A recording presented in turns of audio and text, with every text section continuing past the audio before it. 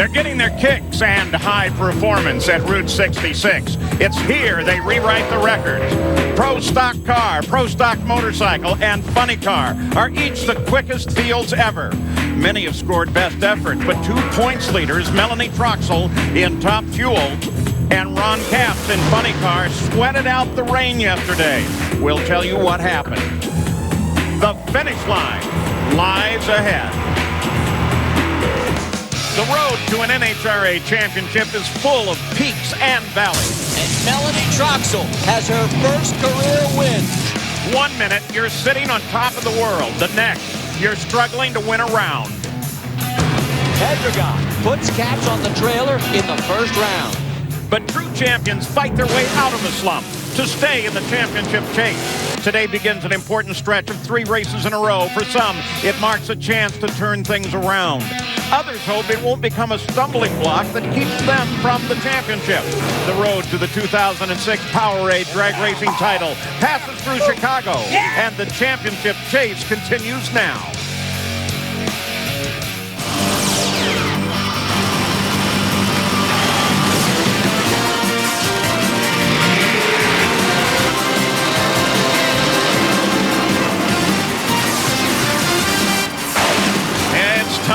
For loud cars and high speeds, it's the NHRA Powerade Drag Racing Series from Chicago. Look at the quarter mile. It lies waiting for competition in the 9th annual CarQuest Auto Parts Nationals. And you can't say enough about these Chicagoland fans. All through the previous days, these folks stayed in the grandstand. Rained a little, they'd run under and hide, and then they'd come right back out to watch racing.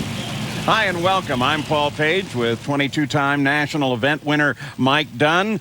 And perseverance in the crowd paid off because they saw some awesome racing in especially the nitromethane qualifying. Let's consider the fact that rain would go through the area and then it'd dry. Then rain would come through again, it'd dry again. And that put the pressure on especially 2 people, Melanie Troxel in Top Fuel and Ron Capps. Boy, and that's got to drive you crazy going into Saturday's qualifying, not being in the show, both for Ron Capps and Melanie Troxel. Neither driver got to the finish line under power on Friday. Saturday, not knowing what they were going to get. They did get 1 shot at getting in the show. Ron Capps, his last try, he goes down the racetrack, nails it with a 477 to put him in the number 12 position. But watch when it left the starting line. Part of the oil pump off the rear end housing came off, had oil spewing out. At that point, I thought he was done, but he gets in the show. Melanie Troxel, she goes down the racetrack, starts putting some cylinders out on the other end, but still runs a 455 at 308 miles per hour to get her in the number 12 position also. So that sets us up for a day of racing, and we begin with Top Fuel. The momentum continues to shift in the NHRA's Top Fuel class. Melanie Troxel opened the season with total domination, making the finals in 5 straight races, winning 2. Then Doug Coletta and Brandon Bernstein ripped off a couple of wins each. Troxel still leads the standings, but Coletta's won 3 of the last 4, and the momentum is his. And there's the Top Fuel point standings right now. Melanie Troxel, well, Coletta's closing down on her, but she can still leave here with the points lead. But Doug Coletta could take a big bite out of that because he has a very good race car, win 3 out of the last 4 races and qualified well here this weekend. Go back to Top Fuel first round highlights. Hillary Will left side of your screen, J.R. Todd. Hillary Will throws away a 454 by getting the red light. J.R. Todd gets his first career victory with a 455 at 322 miles per hour. You see the engine in Hillary Will's car making a nice run, but it's all for naught with the red light. Next up, Larry Dixon and Bob Vandergrift. Both cars are going to get in trouble early, shaking the tires. They both have to backpedal. Bob Vandergrift does a slightly better job and gets the win with a 475 at 314 miles per hour. Then out came Hot Rod Fuller and Corey Mack. This is a great run and close at the finish. Corey Mack takes it. And there's the Valvoline winners, Cam, with a margin of victory. Great job. Out next, Herbert and Morgan Lucas. Morgan Lucas, far side of your screen. But it's Herbert all the way, the win with a 455 at 323. And in the shutdown, he has a little bit of a problem with the fire. Oh, this is good. And what do? They take a little Powerade to put the fire out. That stuff will work on anything, won't it, Paul? You can use it for anything now, obviously. Bradshaw, Schumacher, top qualifier. And for the 4th time this year, shut out in the first round. It is Bradshaw with the win. Huge upset here. Your number 1 qualifier, Tony Schumacher. There's a problem right there. The cylinder about 60 feet goes out. He's run on 7 cylinders the rest of the run. That's all Alan Bradshaw needed to get the win. Next up, Doug Coletta, Joe Hartley. Doug Coletta's been on a string, and right now he sails down through there with a 449 at 332 miles per hour. Watch Doug Coletta on this run. Not much wrong here as he hikes that left front as the clutch stages start coming in. He is pulling through the middle and makes a very nice run to get him into the 2nd round. Next up, Baca and Bernstein. Bernstein over on the far side, but a terrific run by Baca. He upsets Bernstein and moves ahead. Next up, we got David Grubnick, your points leader, Melanie Troxel. David Grubnick goes up in smoke, and Melanie makes a very nice run. 452 at 327 miles per hour. Let's go on board with David. Listen to the engine. You heard him have to backpedal and just squeeze into the throttle. Melanie would have had problems. He could have got the win, but unfortunately, Melanie made a perfect run. And Gary Gerald caught up with Alan Bradshaw. I suppose it goes without saying that in drag racing, you never quite know what's going to happen in that quarter-mile pass. And certainly there's drama when number 16 knocks out number 1. Alan Bradshaw, you're number 16. But Tony Schumacher, despite that amazing 444 in qualifying, is out of here. How'd you do it? We just do what we do. You know, our opponent is our lane. We respect the fact who's in the other lane, but really the game is about what can you do with the track in front of you and the conditions we've got, and we just try to run our own deal. We understand that they're a awesome program out there, and they have an awesome deal, and we just do our deal the best we can. And for Bill Miller Engineering, Okuma, Modico, and Infinity, especially the guys Redline and Fram, Autolive, they do an awesome job taking care of us, and we had some excitement in the shutdown area. I'm still pretty pumped. Yeah, that thing was banging away. It was trying to run again. Yeah, I mean, it was just unreal, and we just... we got plenty of parts. We'll put it back together again. We're ready for the next round, and never say never. Go have some fun. Exactly. And so that sets up this ladder with some great matchups. Herbert and Troxel, especially on this side, because they ran exact same ETs against their competition first round. And look at that, Doug Coletta and Bob Vandergrift and David Baca against Corey McClenathan. McClenathan and Coletta having the lane choice. And let's go down to Dave Reef. A little update on Funny Car. Tommy Johnson's first ever race for Don the Snake Prudhomme came at the Winter Nationals in 2001. He was the #1 qualifier. Finally now, 5.5 years later, he has got his second #1 qualifying effort for Don the Snake Prudhomme. He says that over that time, his team was a work in progress, but now they're progressing nicely.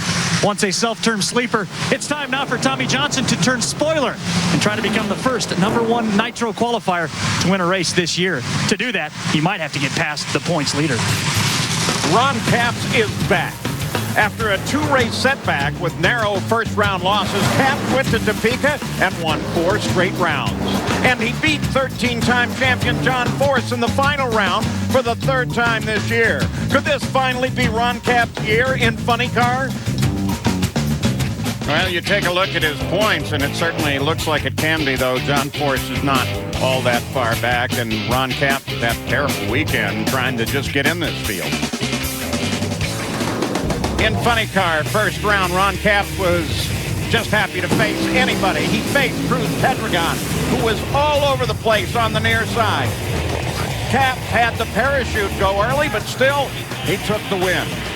And let's watch a replay of this and show you why Cruz Pedregon lost. Left side of your screen, the back end's going to wash out of the groove. It's going to get the tires loose, and even though Ron's parachute deploys just past half track, Cruz did not get enough momentum to be able to track him down. Track and air conditions, great. Del Worsham, Eric Medlin. This thing was awesome. Medlin takes the win in the closest race of the season. Boy, talk about a great job. Del Worsham had 5,000ths of a second advantage off the starting line. Eric Medlin ran 5,000ths of a second quicker on the racetrack. We had to go the fourth digit to determine who won, and that's what it looks like. That black line tells you 7/10,000ths of a second. Next up, we're going to have Tommy Johnson Jr. coming off his first pole in 5 years against Tim Wilkerson. Tim smokes tires early. Tommy had some problems, but still gets the win with a 550 at 305 miles per hour. Then it's Whit Bazemore and Phil Burkhardt. Whit had this race won. He was 600ths ahead at half track, but then the motor quits. Phil Burkhardt drives around and gets a 481, 318 mile per hour win. And that brought out Robert Height and Gary Denton. And oh, this one was good too. One of the quickest side-by-side runs ever in funny car, won by Robert Height. The next up is Tony Petrigan and Bob Gilbertson. Bob goes up in smoke. Tony Petrigan has problems pushing out the head gaskets, but still gets the win with a 503 at 271. Then it was John Force and Tony Bartone. Force over on the far side. And keeps pace with Ron Capps' speeds as Force takes the win. And then our final pair, your defending Powerade champion, defending event champion, also Gary Selzy in the left lane. He takes it right down through there over Mike Ashley with a 478 at 329 miles per hour. When the round was over, Reef caught up with Ron Capps. You know, it seems like some weekends just have drama attached to them. And, of course, yesterday we lived through the drama of Ron Capps not being qualified, getting in on the final shot. Well, there was extra drama today, and not just in the run where the parachute came out, but even before then. Yeah, we found the gremlin. I mean, it's, you know, one of those deals. Sometimes you don't hear about teams having problems and really struggling a whole weekend. And we've been chasing an ignition gremlin, and we found it. Thank God this morning. We had the Army guys over here. The good thing about having multi-car teams is just that. We ran into a problem where one team could have a problem, and the rest of them come over and say, you know what, we had that problem last race, try this. And eventually we found the problem. So the parachute's coming out. I've had, in my, 9 years of driving, about 4 years of no luck. And I'm having all this luck so far, so I'll take it. I'm not feeling bad about taking it, but we had a new experimental pack from Impact Safety that we were trying for Bill Simpson. And, you know, that's part of the deal, was just trying new things. And unfortunately, the chutes came out. They were too good, and they didn't stay in as long. But I think Ace found the problem. The tune-up will be there, and Brute guys will have this car ready to go. Needless to say, that experiment will not be duplicated for round two. And there's the ladder for you as we take a look at the round two matchups. Height and Capps, that ought to be awesome.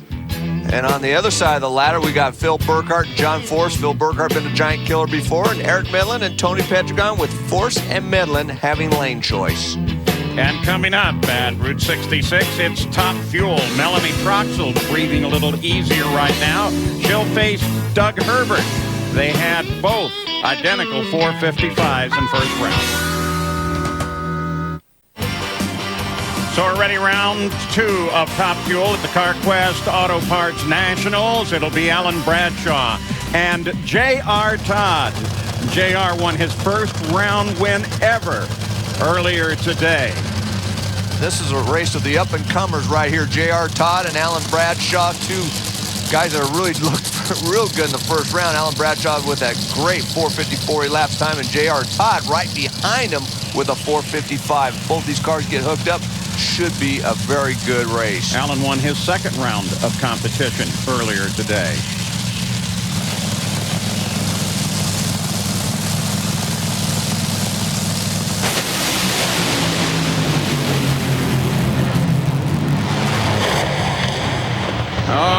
Problems over on the right side. Bradshaw takes the win, and he will go on to his first semifinal with a 462. 312 miles an hour. Well, that's the first time he's beat somebody besides Tony Schumacher in eliminations. It was still a good run. He went right down the racetrack, had a couple cylinders out on the other end, runs a 462, but J.R. Todd right there. You saw a cylinder out as soon as he left the starting line, and that was it for him. All he could do was watch Alan Bradshaw speed away for the win. Little head gasket getting pushed out there at the end too, Paul. Yeah, so that never helps with the power. Next weekend, the NHRA goes to Englishtown, New Jersey for the K&N Filters Super Nationals. Qualifying on Saturday at 5, and then on Sunday, NHRA today, 11:30 in the morning, and then the finals Sunday at 4 o'clock. And don't forget to send in your emails for qualifying. Just send them on to NHRA@ESPN.com. Ask your questions. We'll get you the answers. Well, we promised this one. Doug Herbert and Melanie Troxel. Wow, look at that. What's with that? That's Bradshaw. Like it blistered out of the tires. Yeah, but it's cool out there. I mean, there should be no real reason for that. Now, the cool temperatures actually make it worse on the Goodyear tires because remember these tires slip all the way down the racetrack. But what happens is when it's tight and cool, they don't slip as much, so it actually generates more heat on a cooler racetrack than a warm racetrack. Melanie Troxel, you see her there. She has not lost the first round yet this season. The only fuel racer not to have lost a round one loss this year. And Doug, of course, he's looking to win his 200th round of racing. The fact that she hasn't lost in the first round, that's why she is your Powerade champion. When you can get past that first round, you just keep picking up points, you know, and right now she's got a very good car. That first round pass when she ran that 452 was a very nice run. But I tell you, Doug Herbert in the other lane, his crew chief Wayne Dupuis, has had this car running very, very consistently all weekend long.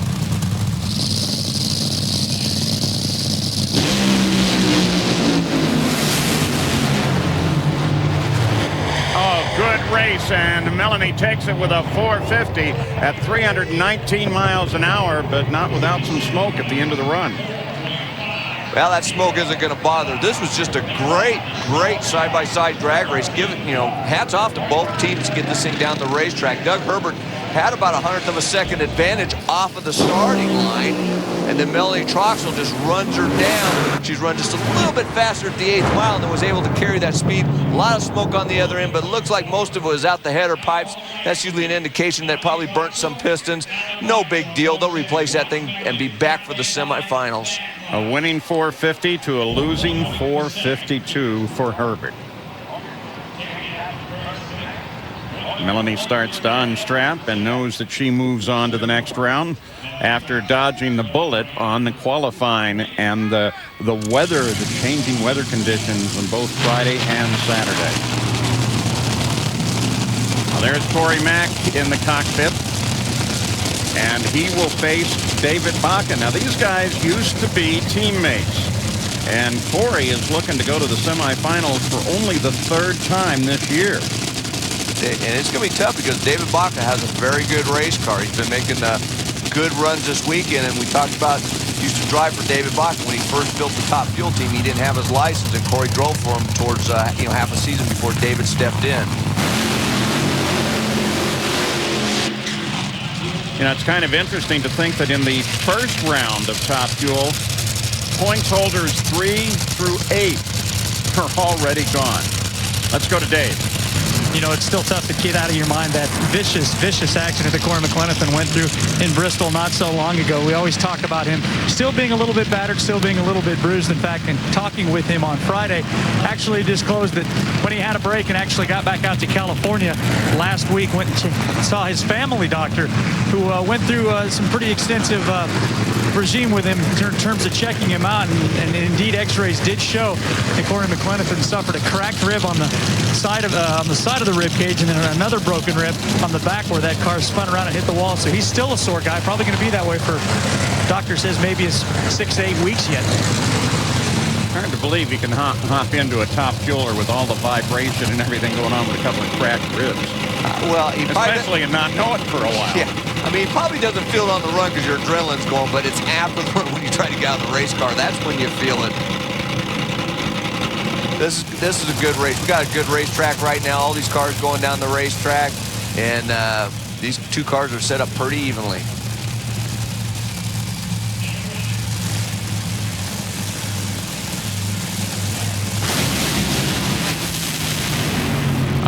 And early out for Baca. McLenathan moves ahead with a 455. at 327 miles an hour. That was a little bit of a surprise for me. David Baca had, like I said, a very good race car all weekend. We had good track conditions, but I think he probably just wanted to beat Corey a little too much. He went and spun the tires a little bit at the hit of the throttle and drove it right into tire smoke. But boy, Corey McClenathan, going for it with him. You see David Baca go out of the picture right away as soon as he spun the tires, and Corey just streaks right down that racetrack and into the semifinals. Another look for you. Yeah, right side of your screen. David went out there a little ways. Looked like he probably just got to that point where you get in trouble with the shake and then spun the tires. And Corey, no problems for him in that right-hand lane, and he gets the win. Crew loves that. Up at the top end, Gary Gerald has Melanie Troxel. Well, points leader for the season. Wipe a little sweat off the brow. What was that run like? Because that was a great drag race. Yeah, the car felt great. Just running down there great. I thought, no problem. We crossed the finish line. I didn't see my win light come on the wall. And then right past the finish line, Doug came around me, and I thought, oh, no, we didn't get the round win. So I was pretty disappointed. We stopped out there on the track. Had to wait till I was towed around the corner to see my guys excited to know that we got the win. So that's just great for everybody at Skullshine. We have such a great team and so many great sponsors. Trigicon, Autolite, Keystone Automotive. Everybody behind this team makes it possible for us to be out here, and we're just happy to be going to another round. Thank you. Thank you. Well, a little more perky than she was during qualifying. There's Bob Vandergrift Jr. His UPS sponsorship on the side of the car, and in the other lane, it'll be Doug Coletta. And we got technology. We love technology. How about the Extreme Replay Machine? 1,000 frames a second, Mike. And look what you can see on a burnout here by Doug Coletta. This thing just looks like it's rolling out here, but at this point, you know, it's probably up about 5,500, 6,000 RPM. And if you look at the cylinders, a couple of those cylinders out, that's normal on a burnout because there's no load on the engine. And as you see the tires spinning and generating some heat, and that's how you get the smoke off them tires. Great shot. Yeah, I'm guessing that may be a valuable tool when you're looking at the opposition. When we start doing some rear launches with that thing, I guarantee you a lot of teams are going to be wanting to see that. Opportunity to make a little money there? Put it in your pocket, Mike? No, that wouldn't be right. I can't do that? Well, you might. I got to check that contract again. Bob Vandergrift looking to win his 100th round of Top Fuel competition. Doug Coletta ran the fastest speed in Top Fuel in round one, 332.18 of the season. Top speed of the season. And that speed's going to pay off again with a 450, 331. Doug Coletta will move forward, and Vandergrift goes home. Ron Tobler. Ron Tobler liked what he saw right there. Backs up his 449 from the first round with a 450 over Bob Vandergrift. Doug Coletta doing his job on the starting line, had over 500ths of a second advantage over Bob Vandergrift. Bob makes a nice run with a 456 at 326 miles per hour, but just comes up a little bit short. And so that sets the semifinals for us now. It'll be Bradshaw facing Melanie Troxel. And Melanie, of course, will have the lane choice. The other semifinal, the incredibly fast Doug Coletta will have lane choice over Corey McClenathan. And when we come back, we'll be talking to that man, Corey McClenathan. And then it'll be funny car. Track conditions are perfect. Run should be good.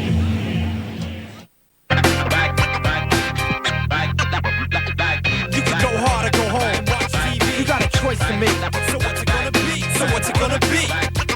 You got a choice to make. If you really want it, you can go hard or go home. You can work real hard. You got a choice to make. Don't stop, don't quit. You can go hard or go home. Give it all you got. You got a choice to make. Do you really want it? It's Funny Car coming up. The crowd here anticipating that in near perfect conditions for drag racing at the CarQuest Auto Parts Nationals. We promised you we'd talk with Corey. Here's Gary.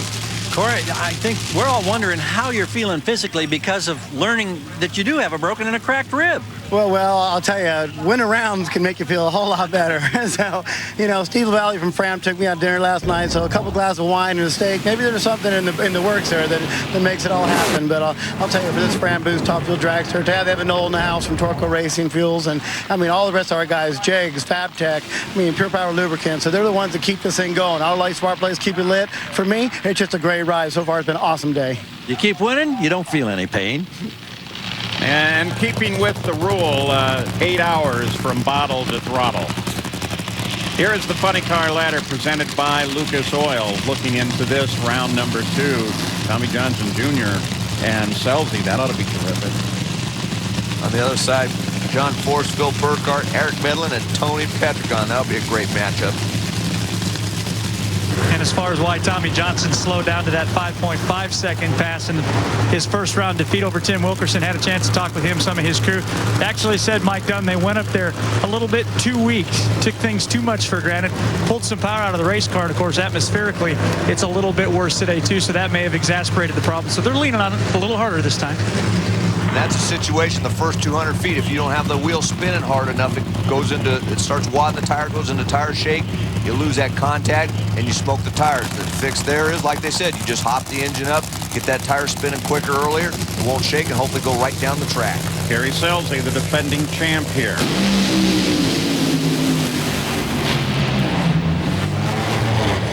On a good race. It's Selzy with the hole shot, takes the win, 477, 303 miles an hour to a losing 475. And the number 1 qualifier, Tommy Johnson Jr., is gone. Boy, TJ's going to be kicking himself. Gary Selzy had over 400ths of a second advantage off the starting line. The car started to drift on Gary, but he reeled it back in, stuck it right down the middle, did a great job of driving to get him into the semifinals. Watch TJ here.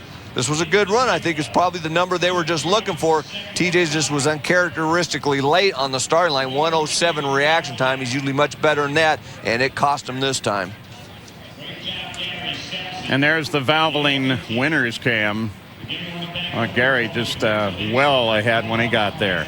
Selzy has only been to the semifinals 1 time this year, and that was at Bristol.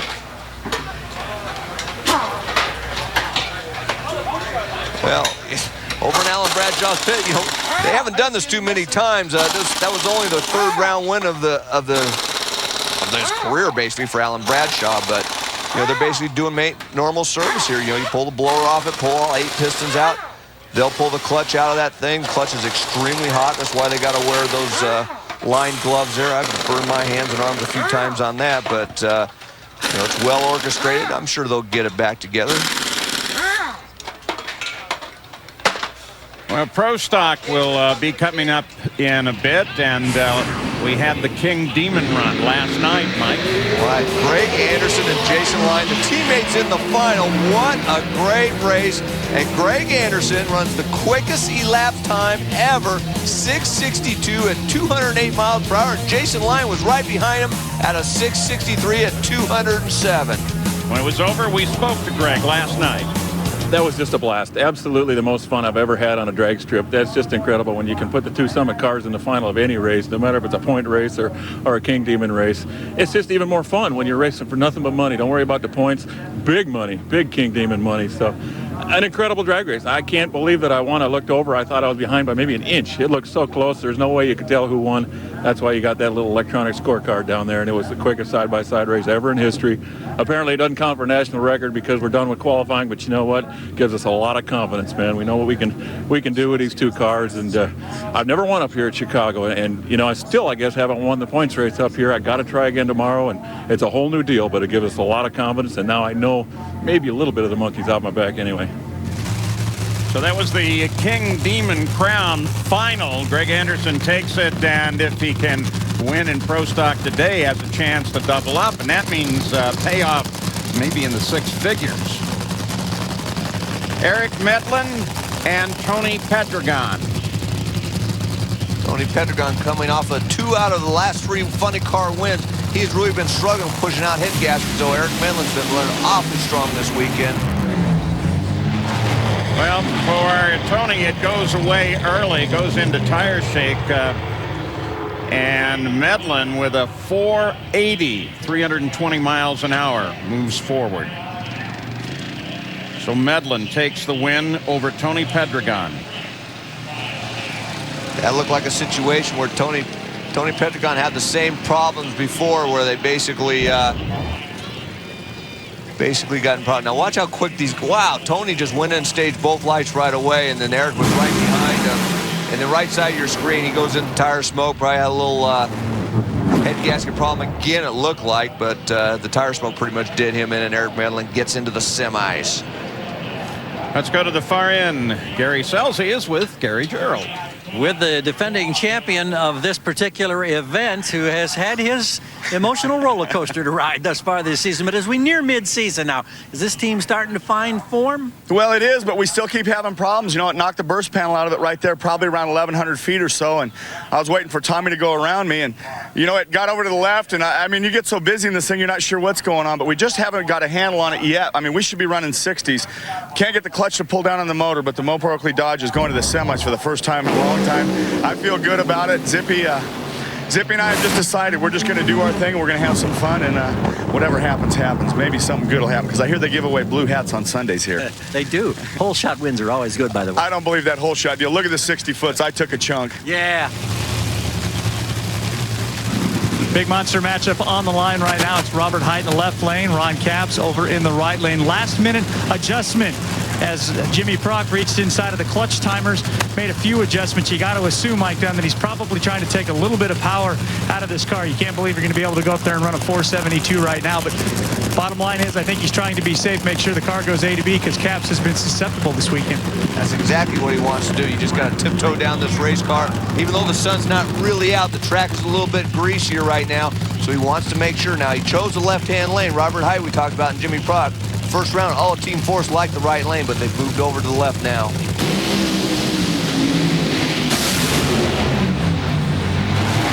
Oh, Capps goes away, and Robert Hight with a 472 takes the win. And the ace looking down, wondering what that was. Then again, maybe you can run 472 still. Yeah, and the top speed of the event, 331 miles an hour. How about Jimmy Prock? He ain't bashful. You know, he might actually take a little bit out of it. I mean, I can't imagine he went and put a little bit in it, but, I mean, I could be wrong. But, I mean, all in all, though, a 472 at 331 miles per hour. To say that Jimmy Prock and Robert Hight weren't bashful on that run, that'd be an understatement. Think about the ramifications in the points fight, though, with both Force and Hight, and Capps out. Well, Robert's done his job for John by taking out the points leader. Now John's got to do his job. We go back to Gary Scelzi's pit. You see the thrash here. Just like all these teams, they'll completely disassemble these cars, take all the rods and pistons, and put a clutch in this thing, do it in about 45 minutes, and fire it back up. It's pretty amazing to watch.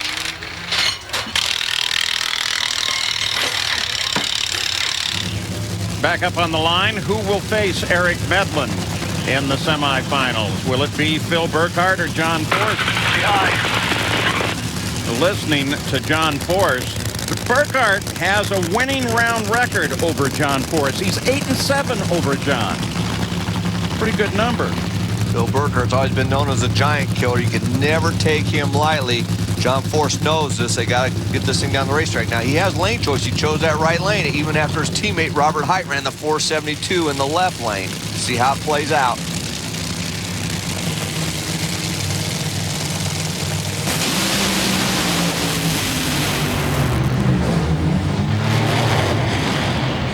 Burkhardt skates.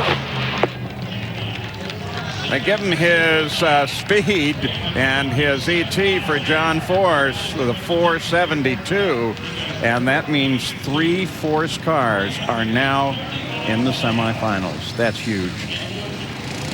Well, that also tells you that the lanes are pretty even, because Robert Hight runs a 472 in the left lane, then the boss right behind him, John Force in that right-hand lane, left side of your screen, he goes down the racetrack to a 472. At 327 miles per hour. And the semifinal matchups are going to just be awesome in both cases. Robert Hight will have lane choice over Gary Scelzi. And then we'll have John Force and Eric Medlin as teammate, with John having lane choice. As we leave you at the end of this segment, we're going to take another look at John Force. Big John, powerful.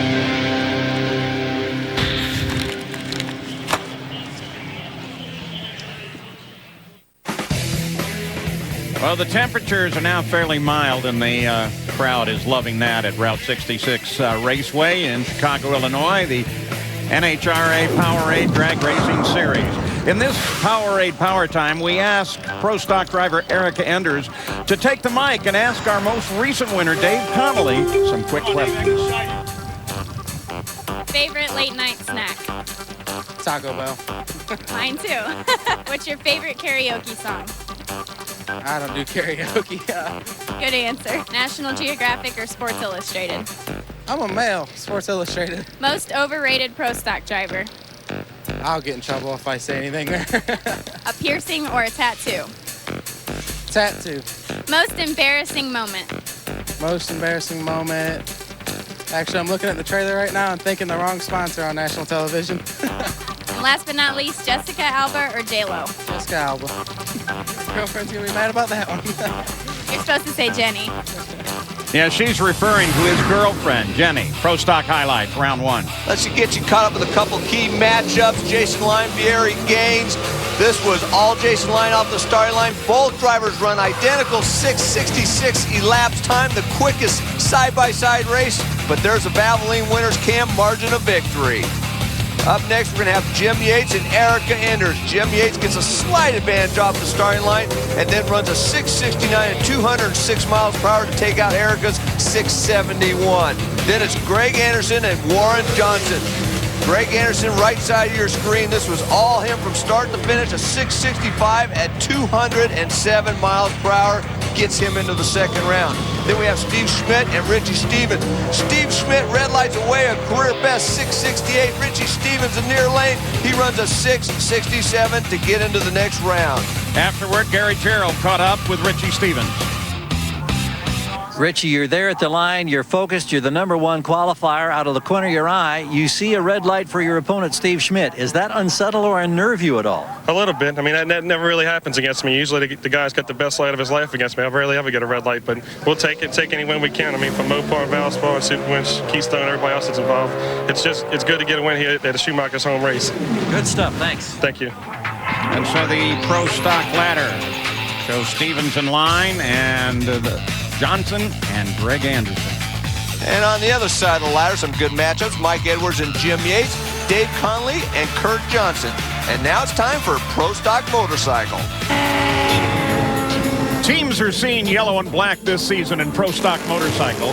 With Suzuki's added horsepower and solid riding, the Army team has reeled off 4 straight wins. The shift of power has changed in Pro Stock Motorcycle. But will it continue? Here's the Pro Stock Motorcycle ladder presented by Lucas Oil. Chip Ellis and Karen Stouffer and Matt Gudera and Angel Sampay. On the other side of the ladder, we got Matt Smith up against Ryan Schnitz and Andrew Hines against Antron Brown. Smith and Hines having lane choice. And Gary Gerald caught up with Chip Ellis. Well, Chip Ellis, you got in the 6s to qualify for the #1 spot the first time down the track today. It's an 02. Were you thinking of being in the 6s again? No, like I told you yesterday, Gary, I'm just trying to ride this S&S Drag Specialties Mac Tools Butte. Just ride it good. And, man, this it's so fast. I'm not worried about no 6s. I'm just trying to ride it good, and it'll do this deal. All right, see you in round 2. Thank you, buddy. Thank y'all. Well, that's the bikes for you. On board Jason Line. It's Pro Stock. Round 2 coming up next. Well, we're back at Route 66 Raceway, Chicago, Illinois. The NHRA Powerade Drag Racing Series ready for Pro Stock. But before we see Pro Stock run, let's go to the top end. Gary Gerald with some very happy Team Force members. Well, with John Force and with Robert Height, and as Paul mentioned, 3 Force cars now in the semifinals. John, you switched lanes after you saw Robert run the 72. What was behind that? I heard Jimmy Prock calling. He wanted the left lane. He was staying there. Bernie was making his personal call to the right lane, and we ran what we ran. But you know what? With age comes experience, so I count on what Bernie tells Coyle, and you got to have confidence in them guys. And bottom line, got to have confidence in the next generation here. So I just didn't hire this kid to make grandbabies. babies. I hired this kid to win some races, and he did. A career best 331 miles per hour, and a great opportunity now because Caps has been knocked out. You can gain some very valuable ground in terms of points. Yeah, it's going to be awesome, but you know, we have a tough customer next round with Gary Selzy, so we're just going to do our best. John seems to like that right lane. Maybe I'll give it to him in the final if we're there. Thanks, Rodney. That was a big, big run for him. And so now let's go to Pro Stock. And here is Mike Edwards and Jim Yates. Really a repeat of the final at Houston. That was won by Edwards on a hole shot.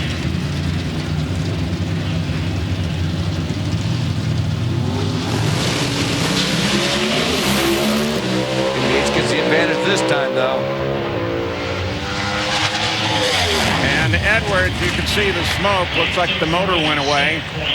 Yates takes the win with a 6:69, 206 miles an hour. So here is how Pro Stock has gotten to this point, setting us up for the run right now. Stevens line, Johnson and Anderson, Edwards and Yates, and Connolly and Kurt Johnson on the other side. Let's go to Dave Reef. Well, Doug Coletta's colors may be a little different this weekend. This week it's the Matt Cart for a chance to win a Chip Foose Mustang. It's called the Ride to Remember sweepstakes, and I'm not just pimping that because the Ride to Remember, perhaps from the early part of the season, is the role you guys are on right now. And I sense, Ron Tobler, as I look at you and this crew, there's some confidence brewing here. Well, there is. You know, we've got a pretty good race car. I think we proved in Topeka that we had a car for the hot weather. And then here we've had a car for the cool weather and the fast racetrack. So we feel pretty good right now. And you've told me it actually is very, very safe, and that makes you a very confident tuner. It is safe. You know, of course, it's pretty easy to be safe here at this racetrack, but it's got a little room left. If we get pressed, I think we've got a little more to go. The one area that they were concerned about, well, he's very, very confident, and that could spell trouble for the rest of the competition today.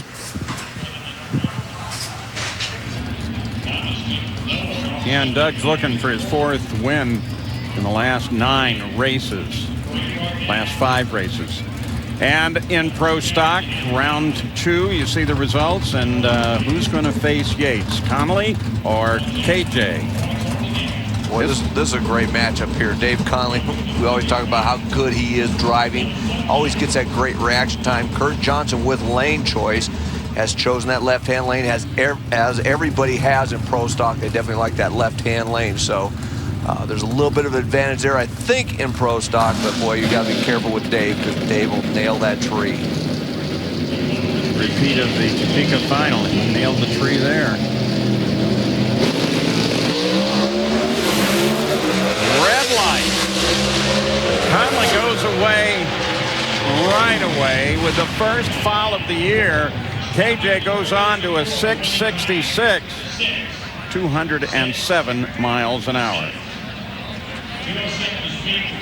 Conley may have been trying what he actually pulled off at Topeka, but he pushed it just a little bit too hard. I mean, it's only 0.04 of a second he went red. Remember, when the track is tight, if the car launches a little bit better, that helps the reaction time, because it's not only the driver reaction time, but if the car moves a little bit quicker, somebody that's as quick as Dave runs real close to red light, and he just missed it right there by 0.04. Kurt Johnson gets the win. Other good motorsports for you. ESPN's coverage of the IndyCar Series continues on Saturday, June 24th.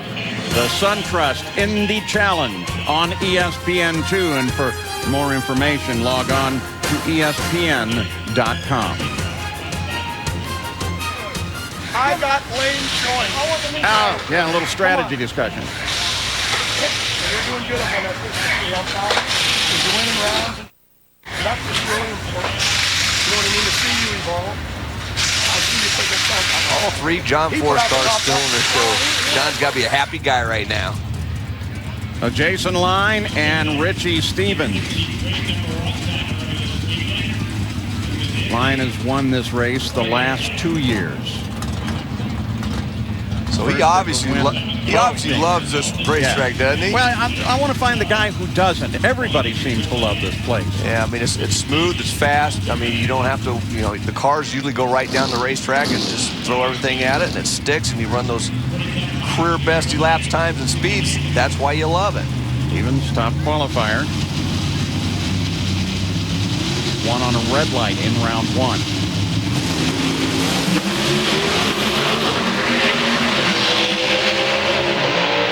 Stevens looking good. And takes the win with a 668. Stevens, 668. And that is Jason Line's 7th pole shot loss of this year. Oh, you got to start thinking about that. Yeah, Rich just did a great job on the tree. He had 200ths of a second advantage over Jason Line, and that's what he needed. His 668 beating Jason's 667. As you go on board with Jason, you see the jump right there off the launch that Richie got. Just kind of pulled away, and then they kind of pretty much stayed even to the finish line. Jason's going home. There's the Valvoline winners, Kim. Margin of victory. 4 races in a row that he has lost on the hole shot. Here is Greg Anderson, who tells me on Friday that he's having trouble with the tree, and then goes out and wins the King Demon. And it's time for our Checker Shucks Cragen Tractionary interval timers. What are they? That's a part of a secondary timing system that records elapsed times, primarily for the racer's benefit. They record them at 60 feet, 330 feet, 660, and 1,000 feet. And you also get your 1/8 mile speed along with your top end speed. And the racers can really use that information to tell where the cars are running well or where they need to work on. Alan Johnson beat Anderson on a hole shot at Columbus in the 2nd round. Greg Anderson has a big advantage running the King Demon Crown for the King Demon Crown yesterday. He got 2 extra runs because he made it to the semis and the finals. That information is valuable for these pro stock racers. Well, especially considering that the pro stock qualifying got washed out on Saturday. And there is Anderson with a 666, 206. So Greg Anderson will face Richie Stevens. Let's see if we can tell what happened to Alan Johnson. If he launches the car, goes in, goes into some tire shake, pulls second gear, gets a little bit sideways. At that point, he knew that he was going to catch Greg Anderson, so he just shuts her down. Well, and think about Greg Anderson. He can double up. We've said it before. We'll say it again. If he can win today, it's going to be over 6 figures in his pocket. There's the Pro Stock semifinal matchup, Stevens and Anderson, and we've just mentioned. And on the other side, Pro Stock semifinal, Yates and KJ. So for Greg Anderson, this is how it looks to be a winner in the NHRA Powerade Series. It's time for Pro Stock Motorcycle. First pair sitting on the line. What a matchup. Andrew Hines and Antron Brown. Antron getting that lucky break in the first round with the transmission broke. That bike can run very well, so hopefully everything works well and he'll give Andrew a race. Big points matchup here, 2nd and 3rd in the point. Red light. Red light for Antron. That's his 3rd foul of the year. And Andrew Hines goes through with a 7:08. You saw Antron's boss, Don Schumacher, not very happy with that. Antron usually very good on the lights, but he missed it by almost 300ths of a second. I think that just had to be a mental error right there because I've seen Antron red light, but usually it's only by a few thousandths, and he's that quick. When you miss it by 300ths, I think something must have just thrown him off. Well, this is a big hometown deal for Don Schumacher, too. Oh, yeah. He just loves it here. Wants all his bikes and cars to win, but for Antron Brown, it's not going to happen today. And Andrew Hines, he makes a nice run into the semis. And like we said, that will definitely have an impact on the points picture. So Matt Smith and Ryan Schnitz. There's Smith and Ryan with the Muzzies colors on the machine.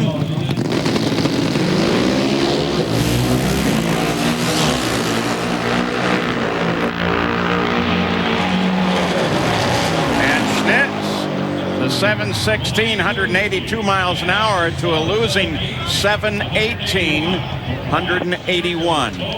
That's the Ryan Schnitz I always knew. He 0.002 reaction time. That's 0.02 of a second from perfect. In other words, 0.03 of a second quicker, and he would have red lighted and been going home just like Antron. But he nails the tree, makes a very nice pass to run that 7.16 to take out Matt Smith.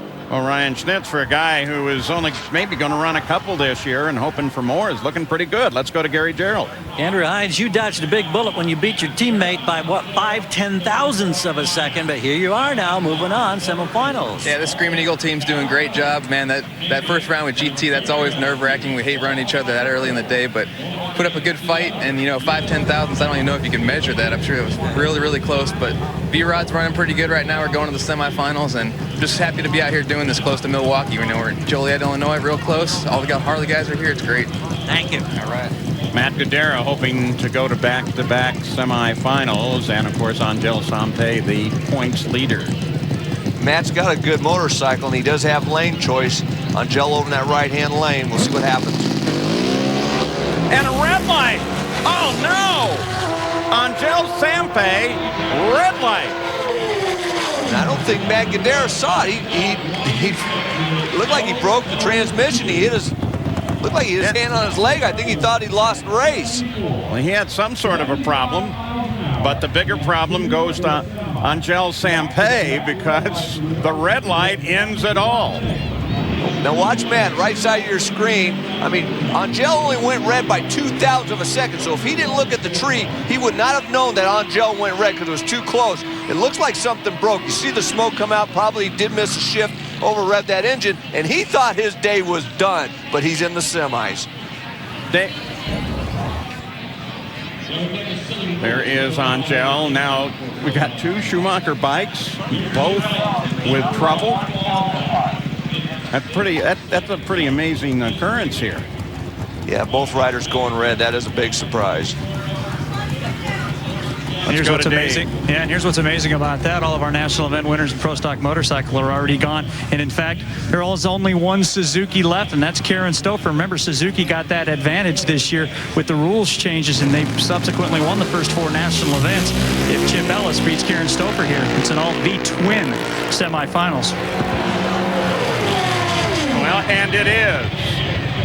Karen Stouffer runs a losing 7.19 to Ellis's 7.08 at 102 miles an hour. So they're the semifinal matchups for Pro Stock Motorcycles, Chip Ellis and Matt Guerra. Ellis will have the lane choice. And on the other side, Ryan Schnitz and Andrew Hines. Interesting that Antron Brown and Angel Sampey, neither one are going to move further. We'll be back. And at Route 66, we've got action coming up. How about Alan Bradshaw and Melanie Troxel, the current points leader? But first, it's going to be Doug Coletta and Corey McLenithan. And before that, we want to check in with a very dejected Angel Sampey. Well, in a season where everything had gone almost perfectly for the U.S. Army team, here is a big glitch today. Both riders end up going red, and Angel by just 0.02 of a second. How do you handle that kind of disappointment when you measure it against all the success you've enjoyed thus far? It's very disappointing for my team, my U.S. Army Suzuki. I mean, Steve Tartaglia does what he has to do to give me and Antron the best bikes out here, and I think he does a great job at that. We have so many sponsors out here that we are very disappointed for in ourselves because me and Antron take this very hard. We take it as it's a driver error, and it's our fault that we lost. And I was just pushing it really hard because Matt Guerra had a really good light the round before, and he outran me. He had lane choice, and I knew I had to give it all I had. And sometimes it comes up red, and sometimes it comes up green when it's that close. And unfortunately for me, I'm going home. We will not have a U.S. Army winner's circle today. We'll see you down the road. Thanks. Corey McLenithan, with a shoot out early, gives way to Doug Coletta. Coletta with a 4.47, 330 miles an hour. He has been so powerful this weekend. Boy, this is the second time we've seen a parachute come out early, and obviously not what they were looking for. Wes Cerny talking it over there because Corey was on a good run. He had good numbers up to the 300-foot mark when the chute came out. comparable to Doug Coletta, but Doug Coletta on the right side of your screen, Ron Tobler tuned that thing up. It was running 280 miles per hour at the 8th mile, right before it puts a cylinder out just before the finish line and makes a great run into the final. Doug going into his 4th final round in the last 5 races. Boy, he is on a tear. Now, he can't get around Melanie Troxel in the points today, but boy, he can sure close it down to strike at Englishtown. And here, in fact, comes Melanie Troxel.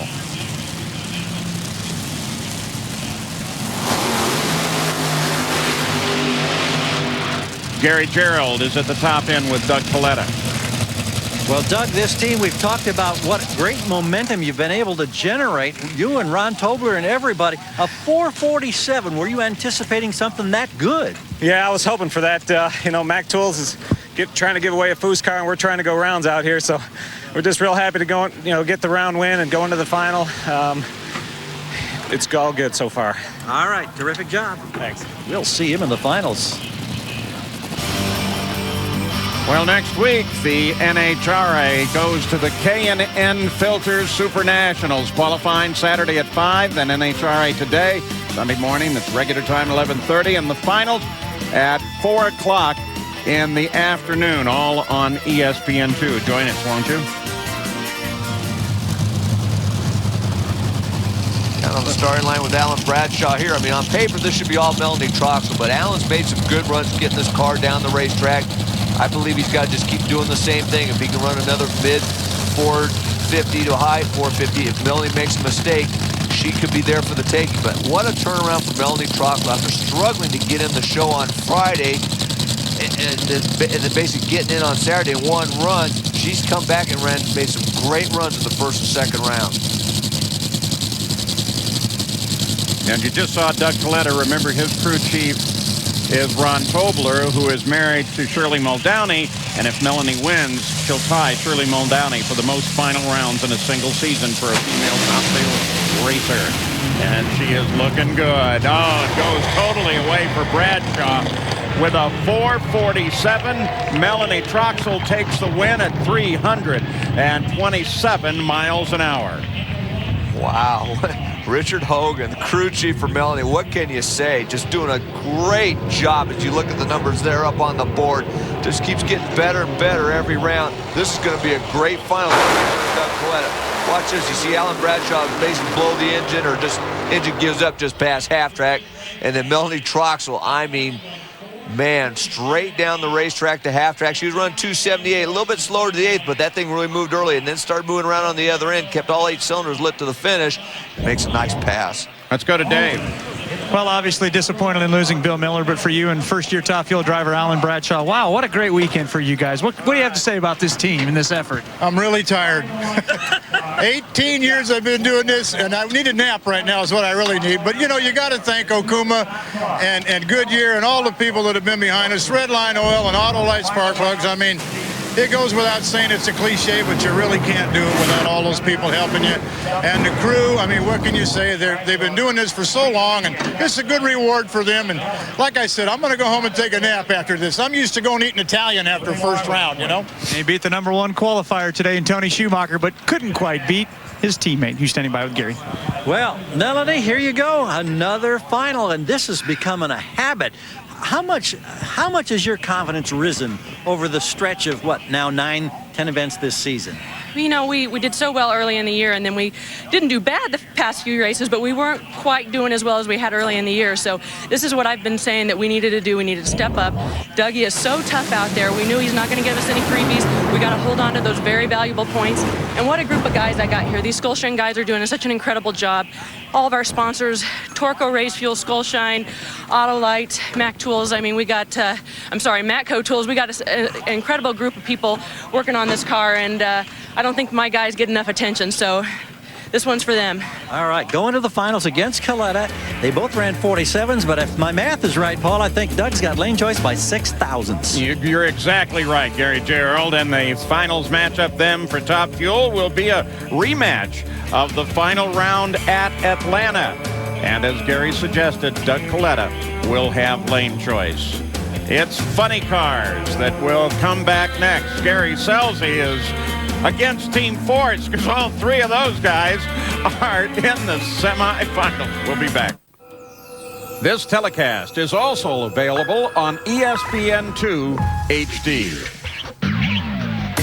Well, the Funny Cars roar out, ready to go. Mike, let's go back and take a little recap of Funny Car action. Let's look at how Team Force got back to these semifinal round. All three of them. First up, you're going to see Robert Hyde take away the points leader. Ron Capps to help his boss out run the 472 at 331 miles per hour. Then it was Eric Medlin, left lane, taking out Tony Petragon. Eric goes through the lights at a 480 at 320 miles per hour. Then it's the boss, taking out the giant killer Phil Burkhardt with a nice pass in that right-hand lane, 472 at 327 miles per hour. And there's the semifinal matchups for you. Eric Medlin at the top up there is the only member of Team Force who has not been to a final round this year, and he'll face John Force, Dave. I swear that the adage, if you don't like the weather, wait 10 minutes, was created here in the Midwest. About 15 minutes ago, the track temperature was 84 degrees. 5 minutes before that, it was even less overcast, and it was warmer. That's why John Medlin, who says the track has cooled as much as 10 degrees over the last 12 minutes, has added weight, needs a much more aggressive clutch. Otherwise, he fears his car may go into shake immediately.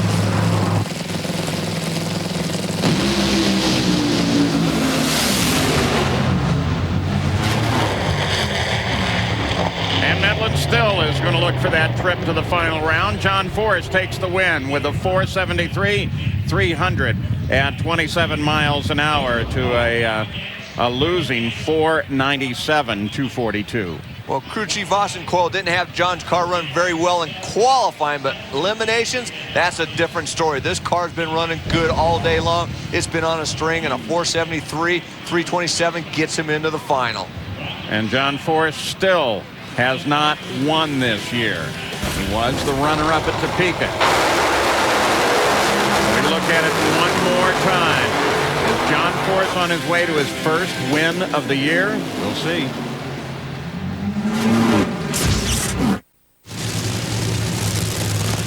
There's Robert Hyde. He'll face Gary Scelzi.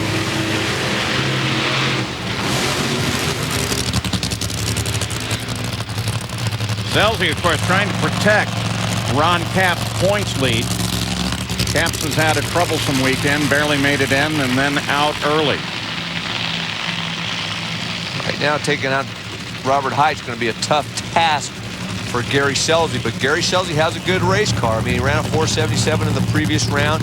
He is in the right-hand lane. John Force just ran a 473 in that lane. Robert Hyde likes that left-hand lane. He chose it, but there's absolutely no difference. This should just be a great heads-up match here. We've got an extreme replay of Scelzi earlier. Watch it. Look at the front end. It picks up, sets it back down, and then the torque just arches that thing up. You see the individual cylinders firing as that car accelerates. Back of the body's almost touching the ground as the big Goodyear tires are wrinkled and the body's vibrating. And that thing accelerates off the starting line. There is Scelzi. Height to get here has been through one of the quickest side-by-side runs ever. Came through Ron Capps, putting him out, and now has to face Gary Scelzi.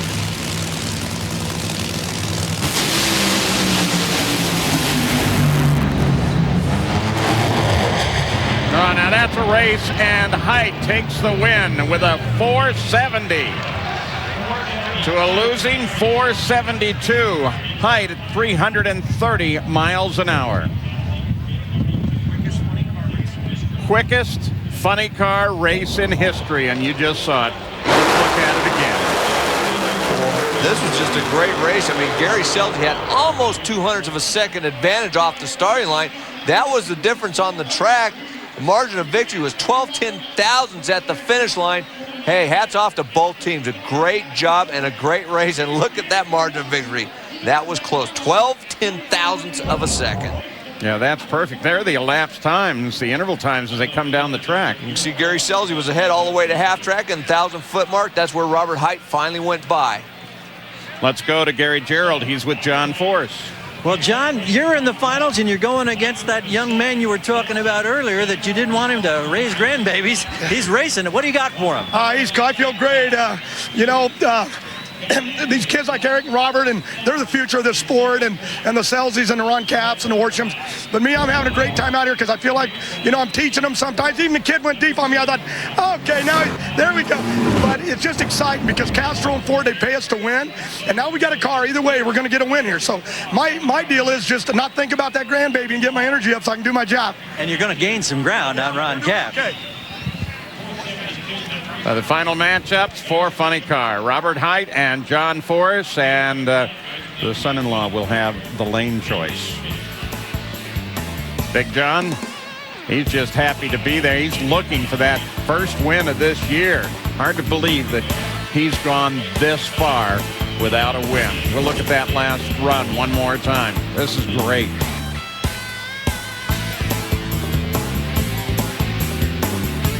What a terrific run. We'll be right back. Well, back at the CarQuest Auto Parts Nationals, it's Pro Stock coming up now. Let's look at a little recap of Pro Stock earlier. Round number 1. Look at Steve Schmidt, Richie Stevens. Steve Schmidt goes red, throws away a career best 668. Richie Stevens with that 667 gets the win. Your number 1 qualifier was looking good in round 1. Then in round number 2, Richie Stevens against Jason Line. You see Richie get the advantage off the starting line. That's what he needed because he wins on a hole shot. 668 beats Jason Line 667. So Greg Anderson and Richie Stevens is the first of our 2 pairs up. Greg Anderson is just off the King Demon Crown win. Dave? Of course, this is a rematch of the second round of the King Demon Crown where Greg Anderson pickpocketed Richie Stevens' opportunity at $50,000. You got to believe that's on the driver of the Mopar car's mind right now. He'd like to pickpocket Greg Anderson, keep him from that NHRA double-up. Last time Stevens was in a final round was at Indy when he lost to Greg Anderson. For Greg, this could be an enormous payday. Over 6 figures if he doubles up. And the red light is going to give Anderson an even further chance as Richie Stevens with his first foul of the year. Greg goes ahead and runs it through with a 664, 207 miles an hour. Well, Richie Stevens just pushed the tree a little bit too hard. He knew he had to against Greg Anderson if he was going to want to get the win. And he was right. I mean, Greg runs a 64 at 307 miles per hour. He was going to have to get the jump because Richie Stevens in the other lane was running a 666, about 200ths of a second slower. But it didn't matter. Once he left before the green light came on, that gave Greg Anderson the easy win into the final. Quickest side-by-side ever. 4th quickest in history for Greg Anderson, who has only won once at this track, and that was last night in the King Demon. So he's got a lot to look forward to. Jim Yates and Kurt Johnson, KJ. ESPN's coverage of the IndyCar Series will continue on Saturday, June 24th with the SunTrust Indy Challenge on ESPN2 at 8 o'clock in the evening. For more, log on to ESPN.com. Let's go to Gary Gerald. He's with Greg Anderson. Well, Greg, the opportunity to have a major payday this weekend. They talked about the King Demon Crown, which you won last night. The extra money that's available here coming up. You have a choice or preference as to who you face in the finals? I do not. I seem to be pretty focused today. How focused is this crew all weekend? Absolutely incredible. Both Summit Pontiacs have been fantastic all weekend. Now we got a chance to run for it. We had big money last night. We can double it up tonight. That would be fantastic. And you know what? We need to get back to that winner's circle. I'm hungry. I want it bad. And, of course, their performance last night has already been chronicled. The fastest side-by-side Pro Stock race ever. I mean, it was awesome. But it wasn't for points.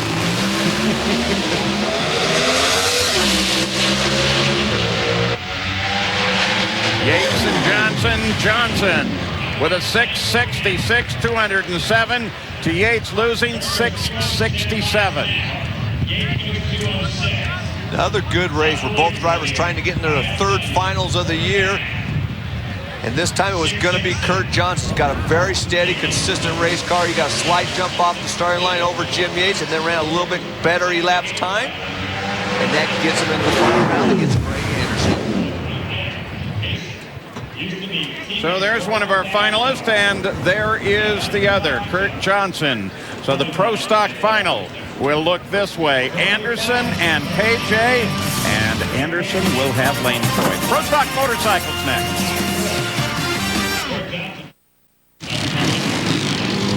And we welcome you back. Pro Stock Motorcycles on the line. And this is the second time in Pro Stock motorcycle history that there are 4 V-twin motorcycles in the semifinals. First time was at Columbus last year. That race was won by Ryan Schnitz. Coming up on the line, Chip Ellis, Matt Gadira. When you got like Chip Ellis, he's definitely had the bike all weekend long. Capped off with that 698 qualifying run, becoming the second rider to break into that Mickey Thompson 6-second club. And every round he's been making very good runs. We saw Matt Gadara. He got a lucky break in the previous round when his bike broke, but Angel went red to get him here. Right now it's going to be tough trying to get around Chip Ellis. If Chip doesn't have any mechanical problems, I think he's in the final. I think Chip really spun the tires at the start. Gadara with a 716. He's never been to a final. A 716 182 to a losing 714 for Ellis. Wins on the hole shot. Oh, that's got to feel good. Watch right side of your screen. Chip Ellis, when he let the clutch out, that tire just spun. You heard the engine go up. That did 2 things. It hurt his reaction time, which got him off the line behind Matt Gadara, and it also hurt him in 60 feet. So he was just spotting Matt, just basically looking at him all the way down, and just ran out of real estate. Good job by Matt Gadara and the team to get in the final. And that's the 3rd hole shot loss for Ellis this year. Wow. Needs to go really study that one. Andrew Hines and Ryan Schnitz. There's Schnitz in the semifinals for the first time this year. And a red light here as well. Andrew Hines, red light. And Schnitz takes the win. Hines fouls for the 2nd race in a row. Schnitz with a 7:13, 102 miles an hour. The man from nearby Decatur, Indiana, takes the win. Let's go to Dave. Rob Buzzy, to think you guys almost parked this. Thanks, Joe Koenig. Well, that's true. If it wasn't for Joe, we wouldn't be here. We feel a little bit bad. We lost our way here a little bit, but we're starting to get it back, and I think from here on out we'll be a competitor. Congratulations on a big win. Thank you very much. Down to the far end with Kurt Johnson. That's where we find Gary Gerald. Oh, yeah. Kurt Johnson is here. He's going to a final. But you saw Greg Anderson get those bonus runs last night and get the King Demon cash, and with numbers that have never been seen in this competition. What do you got for him in the final? Well, in this category, anybody could win. All you got to do is, well, it makes it sound easy, but let the clutch out on time. You know, these races are won or lost on the starting line. Track temperature went down 10 degrees on that run. AC Delco Cobalt won 266s in a row, so obviously we missed it somewhere. Hopefully we can win this race for Strange Engineering. We got their brakes, axle, center section. This is their hometown right here. We're looking forward to it. Thank you. Thanks. Oh, and Matt Gadara is right over here, too. I'm sorry about that. I'm thinking about Kurt going on to the finals. And here's my man, Matt, from Northern California. We're buds. We're buds. Can we play this here? This guy's from basically my hometown in the Sacramento area. And this is your first time to go to a national final. What are you feeling right now? I just can't believe it. This is too much. We've been running so fast all day. The team's doing a great job, preparing the motorcycle. And it's just, I have no words for it. This is just great. I mean, Larry Cook, he's doing a great job tuning the bike, and my dad, Vic, he's put a great team together. I think I'm going to win. Did you know, I want to take you back another round, did you know that you had beaten Angel in that situation? No, I had no idea. I thought that I missed a shift or the tranny broke or something like that, and I was so mad. I was yelling at myself up under my helmet, and I was thinking for sure I lost. And I pulled off the track early, and I turned the corner, and the safety safari's sitting there going, "You won!" And I go, "Oh my God, this is awesome!" So, everybody needs a lucky round. and hopefully I can bring it home next round. All right, Matt, against Ryan Schnitz in the finals. All right. We're going to the finals. Yeah, just a little more work to do. In semifinals, it will be Schnitz with lane choice over Gadira. And Angel cannot lose her points lead. There's a great deal more to come. Well, the crowd's ready. We're ready. And I'll tell you, the final eliminations at Route 66 are going to be awesome. All right, so as we look ahead to final eliminations, what about the fuel categories? What do you think? Well, I mean, let's look at funny car. John Force against his son-in-law, Robert Height. John has a very good race car, but I'll tell you what, Jimmy Prock and that Prock Rocket, don't count them out. That car runs very good. And then how about top fuel? Melanie Troxel, your point leader, up against Doug Coletta. Who would have thought Melanie, after watching her in qualifying, would have the car she has today? Both cars ran a 447 in the semifinals. This is going to be a great matchup. And now it's time for our brute essence of the NHRA. What a lot of you don't know at home is the Brute Essence Award is given out every weekend. And it's not a best appearing type award. It's not an award that you'd see a lot of other times. It's actually the essence of racing. What we stood back and looked at was the sportsmanship, the everything that is compiled in basically somebody that does good for the sport. Now, Earl and Todd Datweiler, they've been around the sport a long time. T&E Trailers. They actually donate trailers to our Division III office of NHRA. So I've been around a long time racing alcohol, and I know that I used to run in these guys all the time, and they're just a mainstay in the alcohol class. And we are very, very proud the award of the Brute Essence of Racing to go to Earl and Todd Datweiler. How do you feel? Well, we're very proud to accept this, and we're very proud to help Division III and NHRA and donate back to the sport that's helped us so much. And I appreciate everything that Brute does for us and for the sport. Trust me, we appreciate it. Congratulations, guys. Back to you guys. Final eliminations are coming up at Route 66. Number 2 in the points, Doug Coletta. He's been strong all day. He'll face the points leader, Melanie Troxel. And then in funny car, Big John Force and his son-in-law, Robert Height. How about in pro stock? Greg Anderson is looking for what may be a 6-digit payday if only he can beat Kurt Johnson. Pro stock motorcycle, Matt Kadira. Yeah, he wants to be number 1. And Ryan Schnitz would like the Ferrari. He gets number 1, maybe he can do it. All coming up.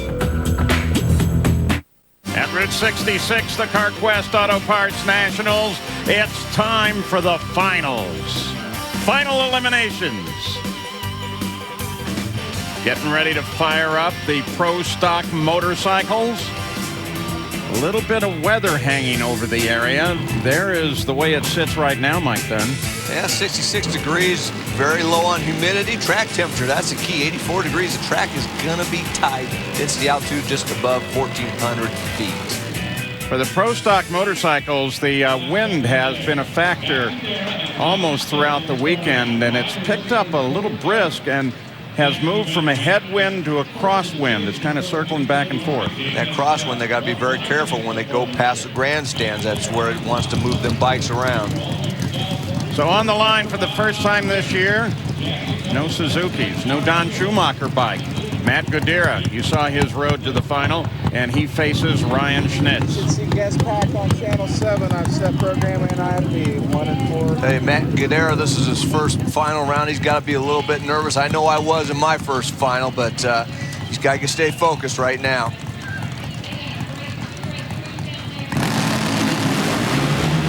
And a red light right off the top for Matt Gadira. Boy, the red lights have plagued competition today. Yeah, and that's pro stock motorcycle. The bikes do react quicker than the fuel cars, and especially when you, like I said earlier, you got track conditions where it's very tight. You don't get that wheel spin, and it's very easy for the bikes to red light. Matt Gadira missed by only 0.4 of a second, but it didn't matter. Could have been 0.4 of a second. He's out. Ryan Schnitz, your winner, makes a good run with a 706, 182 miles per hour. Good job. For Ryan, the first win of the season and the 4th of his career. despite dropping a few parts back there. Dave Reeves. Down at the starting line with a couple of happy guys. Of course, we talked to Rob Muzzy, the owner of this operation, who, well, as of Gainesville, the first race of the year, was turning this event, taking everything back to Oregon until Joe Koenig. You saw something you liked, and now you're being rewarded for it. How does it feel? It feels fantastic. I saw something a long time ago in Rob Muzzy. He treated me like just a genuine human being many years ago, and I've always respected him for that. And I couldn't be happier to be on this team, be part of it, and to have this is my home track. So Trim Texas right here in Chicago. Rob Muzzy, you the man. Good tune-up. Woo! Thanks a lot. Let's go up to Gary Gerald. Well, Ryan, Rob Muzzy, Joe Koenig, they're having their own celebration up there at the start line. They are.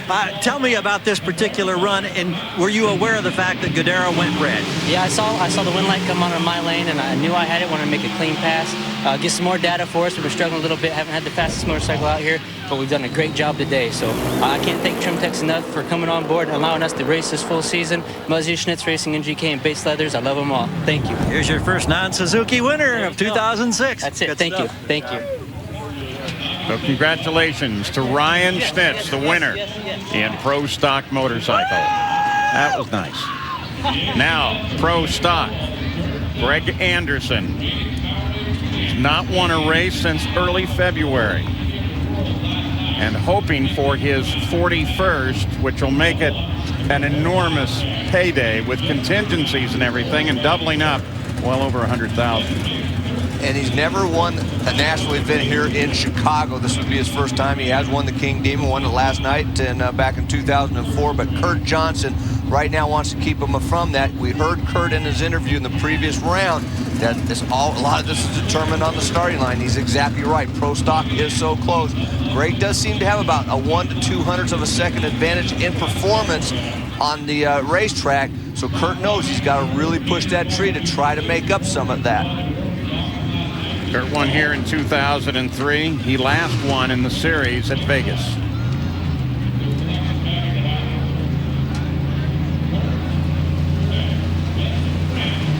Little staging duel here. Let's see who goes in first. They're both just gonna wait. There goes Greg.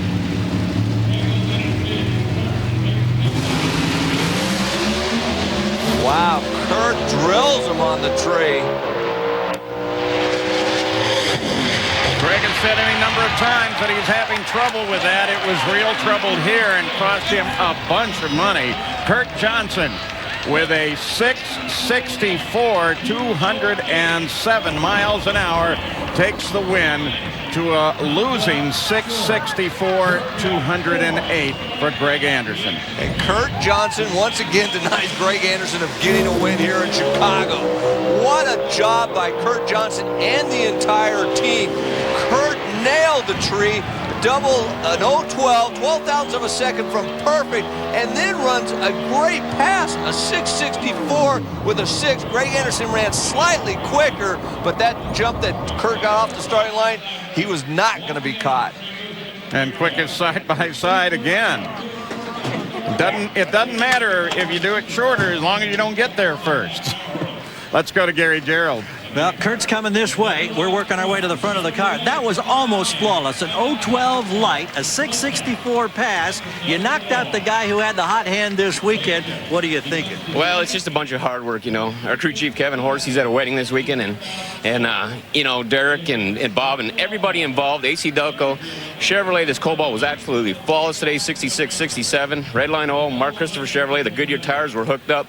Everything was going great, and, you know, we need the points, we need the money, and we need it all, and this is absolutely awesome.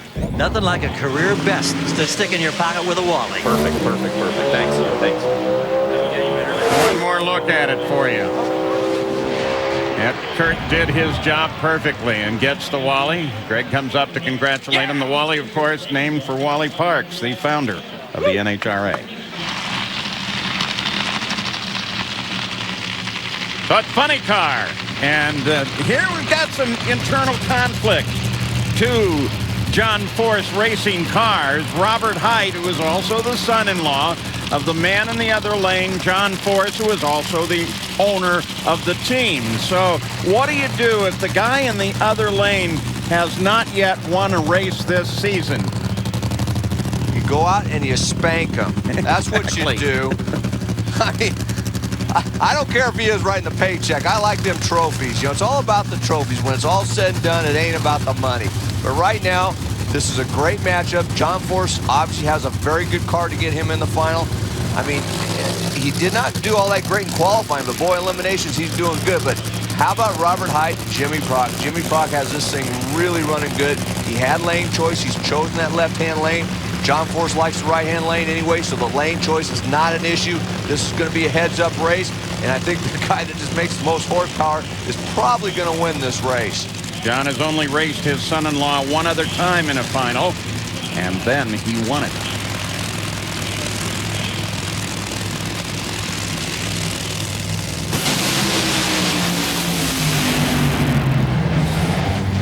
Well, it's a race, but it goes away for Hight right at the top end, and John Force takes the win with the hole shot.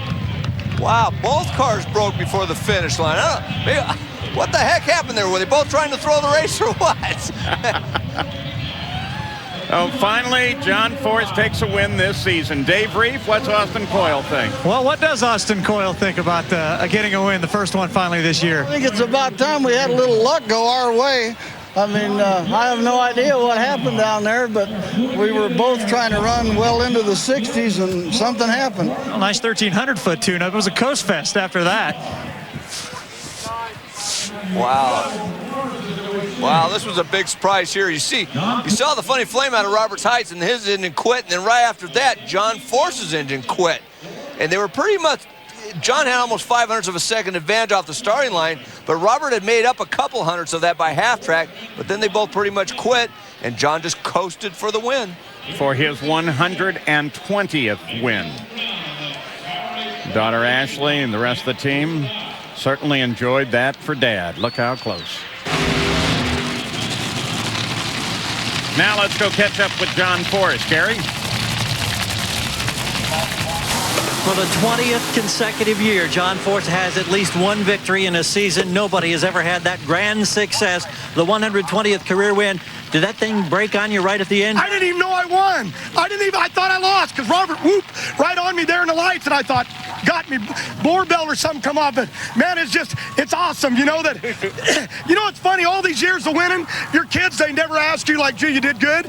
You know, and all of a sudden, like, what's wrong with the old man? He never wins anymore. So I got me a win, and I want to say something to you. Some straight line for me. I ain't even cussed. 30 years ago, I went racing to get a championship. The last 20 years, my kids all behind, and I left a great woman behind, and I really screwed up, and she loves me. She just don't like me. There's a difference, but I'm dedicating this trophy to that woman, Lori Force, my wife. I've never given her a trophy in all these lousy years. I did it again, didn't I? Awesome. But it was from the heart. That's John Force. And there is only one of those. Top Fuel final. Melanie Troxel and Doug Coletta.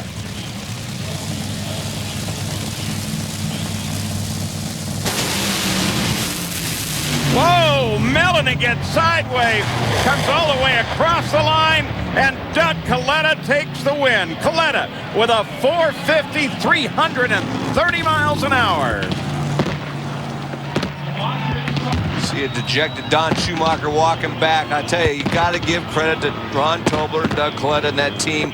They have had a great car the last 4 or 5 races, and once again, look at Melanie. She really got that thing sideways, fishtails over there, and takes out the 330-foot cone. And Doug Coletta, he just goes right down the track. Let's watch this again. Car launches, then goes into a little bit of shake, smoke, and she tried to work the throttle. Man, did that thing get sideways quick. Down at the starting line. Dave, yeah. At the starting line, the wife, the legend, waiting for her husband, Ron Tobler. Ron. Amazing. He is amazing, and I've known all these years exactly what we had here, and I just knew that if he ever got any money, he was going to be deadly. Ron, as great a weekend as I've seen. Congratulations. Yeah, you know, what can I say again, Dave? And I just got to thank my crew. I mean, the cliche about the best crew in drag racing gets thrown around, but I truly believe that about my guys. And I got to thank Mac and Xantrex 3 and Technicoat and Redline for all their support. And we picked up 40-point swing here. Quickly to Gary. Coletta, what does this mean in terms of a championship, knocking out Troxel a season points leader? Yeah, that was nice. You know, it was a big swing if you lose. So, you know, just hats off to Ron and the whole Mac Tools team. You know, the guys were digging real hard today, and they had a great car for me today. So, just like to thank Mac Tools and all the distributors. I mean, they're really hanging in with this thing, and we've got a lot of momentum going with them. So, you know, Redline, Technicoat, we just got a great effort with you know what we're doing, so just keep hitting it. Well, you talk about momentum. You can underline that one and maybe italicize it, Bully. And with that win, Coletta moves to within 70 points of Melanie Troxel. What a great job that team has done. 4 runs, all over 330 miles per hour in eliminations. Well, we said this track really produces some great stuff, and it certainly did here today. I'm Paul Page for Mike Dunn, Gary Gerald, and Dave Reef. Thanks for joining us. Up next, the 2006 Road to Omaha, the Super Regionals. And please join us next week from Englishtown, the qualifying Saturday at 5 o'clock. This has been a presentation of ESPN, the worldwide leader in sports.